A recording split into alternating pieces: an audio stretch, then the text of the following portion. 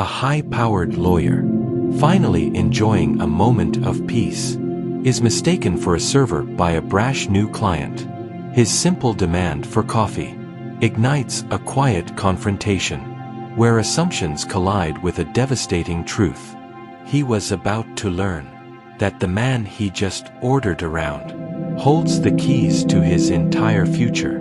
The air in the upscale hotel lounge was a curated blend of quiet jazz, rich mahogany, and the subtle clink of fine glassware. For Elijah Vance, it was a rare sanctuary. For the first time, in 3 months of relentless work on the Mercer case, he had an hour to himself. He sat in a deep leather armchair, a forgotten biography open on his lap, his eyes closed not in sleep, but in simple appreciation of the silence. The faint scent of his espresso, now cool mingled with the polished leather. At 48, with flecks of gray in his close-cropped beard, and the tired but sharp eyes of a man who could dissect a legal brief in seconds, he exuded an aura of hard-worn calm. This small moment of peace was a victory, and he was savoring it. The tranquility was shattered by a snap of fingers, sharp, impatient, and too close to his face. Elijah's eyes opened slowly. He didn't startle, he simply shifted his gaze, the way a judge might look at a lawyer, making a frivolous objection. A man in his late 20s stood over him, clad in a suit that was too expensive and too new, its sharp lines trying too hard to command respect. He had the brash confidence of someone whose wealth had always preceded his character. This was Mark Renshaw, the son of a real estate titan, and a new minor client of Elijah's firm. "Double espresso, no sugar. And be quick about it," Renshaw said, his voice a nasal command. He didn't look at Elijah's face. His eyes were already scanning the room for someone more important, already dismissing the black man in the comfortable chair. Elijah said nothing. He let the silence stretch thick and heavy. He watched as Renshaw's attention finally snapped back to him, irritation flashing in his eyes at the lack of immediate obedience.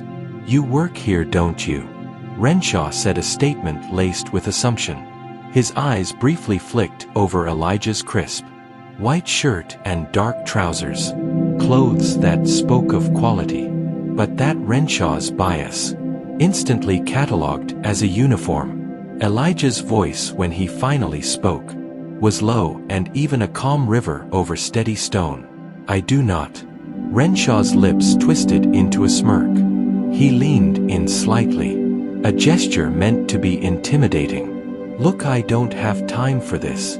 I'm a guest here. I've got a meeting with a very important lawyer from Vance and Barrett. Just get the coffee. It's not complicated." The irony of the statement hung in the air, potent and unseen by Renshaw. Elijah placed his book gently on the side table. His movements were deliberate, calm.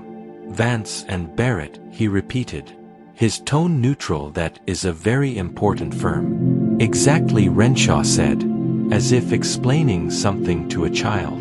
"So the coffee?"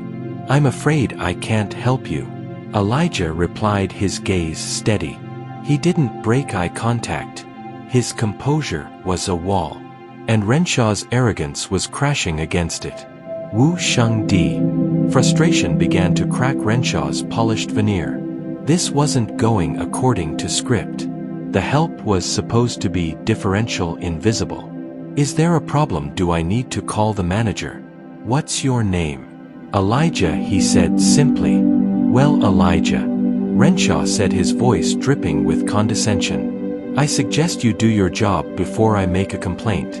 That ensures you can't do it anymore." The threat, direct and ugly, changed the air in the space between them. It was no longer a simple misunderstanding. It was a display of power, of the privilege to dismantle a life over a perceived slight. Elijah's expression didn't change, but something behind his eyes sharpened. The quiet intellect that won courtroom battles shifted its focus. A complaint, Elijah echoed. His voice still calm, but now with a new razor-thin edge. Based on what precisely? My refusal to serve you a beverage I don't have, and I'm not employed to provide. Based on your insolence. Renshaw's voice rose slightly, drawing a glance from a woman reading a newspaper across the room. I asked for coffee and you want to debate it. People like you always have an attitude. The words landed between them. People like you. The unspoken modifier hung in the air. Toxic and familiar. Elijah didn't flinch. He didn't raise his voice. Instead he leaned forward slightly. His posture still relaxed, but his focus absolute. Let's be clear, Mr. Renshaw. You didn't ask, you demanded. You assumed, and now when your assumption is challenged, you resort to threats. Is that the standard practice of Renshaw developments? To threaten those you perceive as beneath you? Renshaw blinked, thrown off balance. How do you know my name? Who are you? Elijah ignored the questions. You mentioned a meeting with Vance and Barrett. The Mercer file, I presume a rather delicate acquisition, requires a certain finesse, a quality you seem to be lacking at the moment. Renshaw took a half step back, his confidence faltering for the first time. The use of the specific file name was a discordant note in his reality.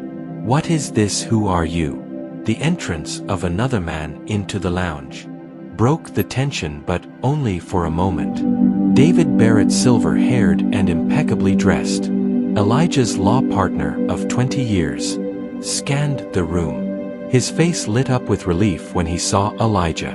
Elijah, there you are. I've been looking all over for you. We need to go over the final terms before the clients arrive. He clapped a friendly hand on Elijah's shoulder, then noticed Renshaw. A mark. Good, you're here early.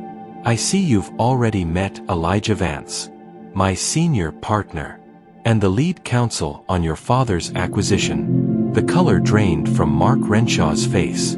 So completely it was as if someone had pulled a plug.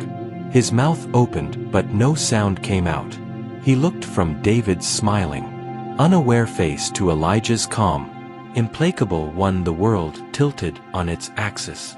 The man he just threatened, the man he'd mistaken for staff, the man whose name was on the door, was watching him with an expression of cool, analytical disappointment.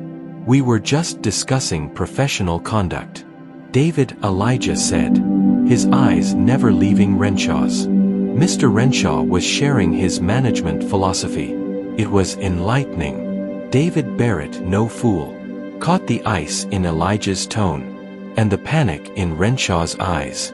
His own smile faded into a mask of professional concern. I see, he said slowly, his gaze shifting between the two men, reassessing the scene. Elijah finally stood up. He was taller than Renshaw.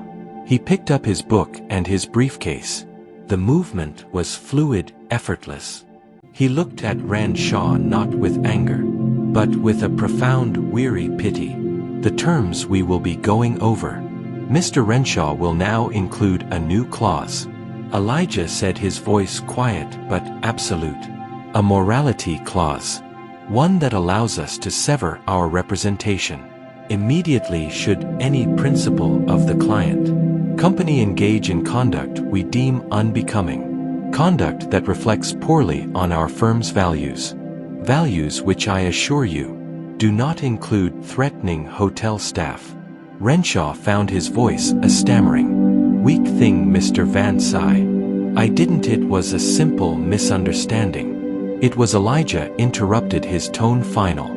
You misunderstood who I was. But more importantly, you revealed who you are. David, I'll be in the conference room. Please bring Mr. Renshaw up when he's composed himself. Elijah turned and walked away, his footsteps silent on the plush carpet.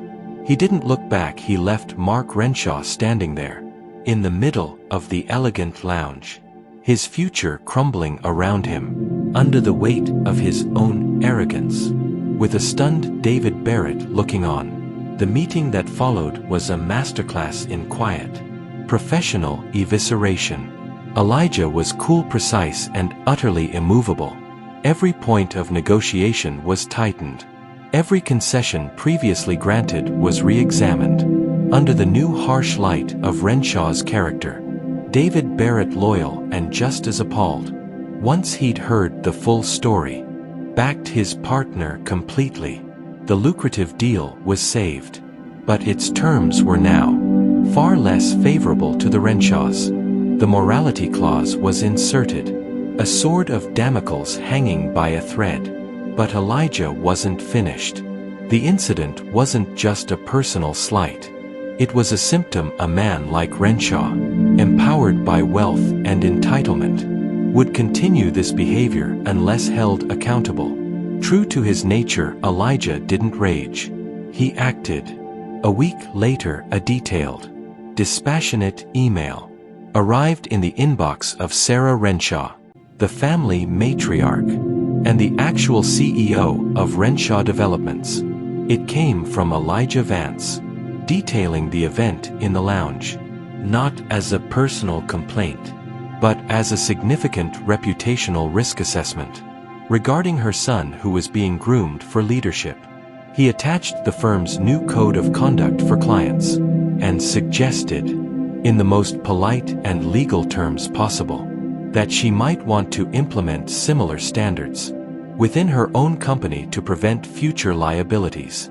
The response was swift and decisive. Mark Renshaw was encouraged to take an indefinite leave of absence from the company. His path to the executive suite had been permanently closed off by a single foolish order for coffee.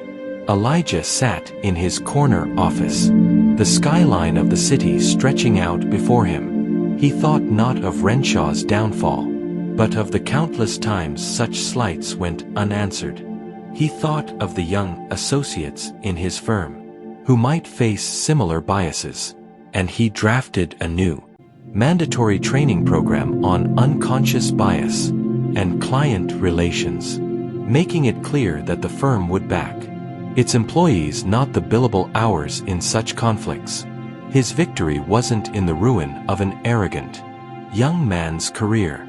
It was in the reinforcement of a principle.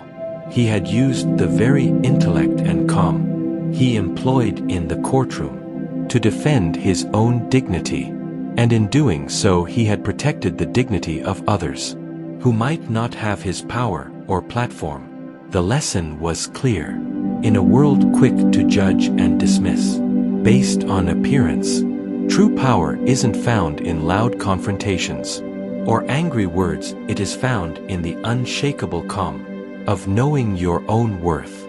It is wielded through the quiet application of knowledge and authority, and sometimes the smallest act of bias, met not with anger but with unwavering principle, can create a ripple effect that changes everything. Because respect isn't given to a title, it's earned by a character that no assumption can diminish, and no arrogance can touch. If this story resonated with you, share it with someone who needs to be reminded that dignity is the ultimate power. Subscribe for more narratives that challenge injustice and celebrate the strength found in quiet resolve, because the most powerful revolutions often begin not with a shout but with a silent, unbreakable stand.